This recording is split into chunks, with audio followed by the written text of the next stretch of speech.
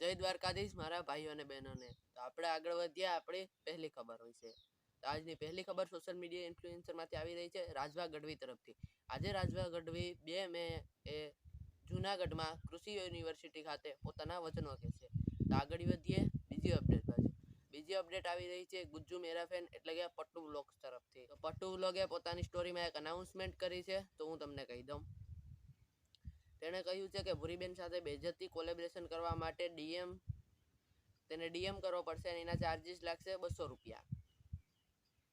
એક દિવસમાં માત્ર ખાલી 3 જ રીલ કોલેબોરેશન સાથે અપલોડ કરવામાં આવશે, એટલે મહેરબાની કરીને કોઈ શર્મિંદા કરશો નહીં.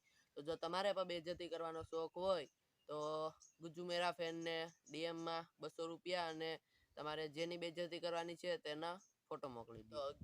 આગળ વધ્યા આપણી ત્રીજી ખબરથી. તો ત્રીજી ખબર આવે છે વિશુ રાજપૂતની તરફથી. તો તેણે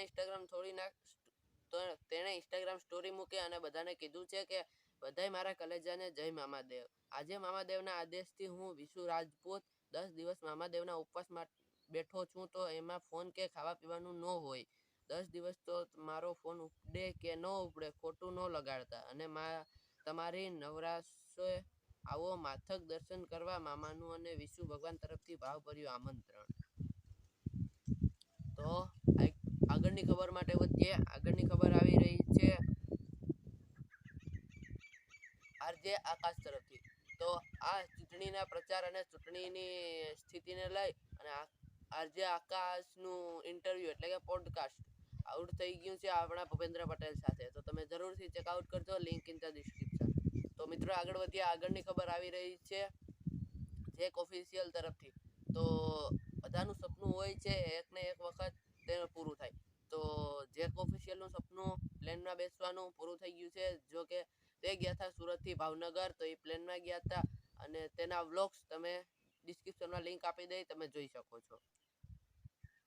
તો આગળ વધીએ આપણી આગલી અપડેટ વિશે. તો આગલી અપડેટ આવી રહી છે પ્રિન્સ આહિર તરફથી. તો પ્રિન્સ આહિરના વ્લોગમાં આપણે આજે જોવા મળ્યું છે કે તે એક યુગાન્ડાથી આવેલ બાપા સાથે મળ્યા અને તેણે તેની યુગાન્ડાની ચલણ પહેલી વાર જોયું અને તે પણ 2 નોટોમાં થઈ ગયા છે 25,000. તો જરૂરથી ચેકઆઉટ કરજો, લિંક ઇન ધ ડિસ્ક્રિપ્શન.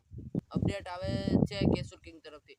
કેસુર કિંગે કાલે સ્ટોરી અપલોડ કરીને કહ્યું છે કે તેમાં તેને પહેલા ટિકટોકર વર્ઝનમાં તેણે જે વિડીયો બનાવ્યા હતા અને અટાણે કેટલો ફરક છે, અને તે ટિકટોક વાળા વિડીયો તેણે એટલા વર્ષો પછી આજે જોવા મળ્યા છે.